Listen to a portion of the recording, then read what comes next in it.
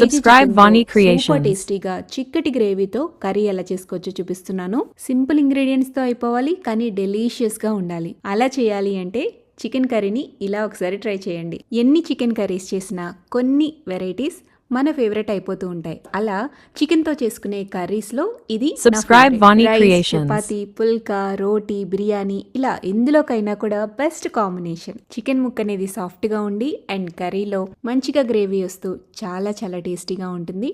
Definite గా మీరు కూడా ఈ చికెన్ కర్రీని ఇంట్లో ట్రై చేయండి.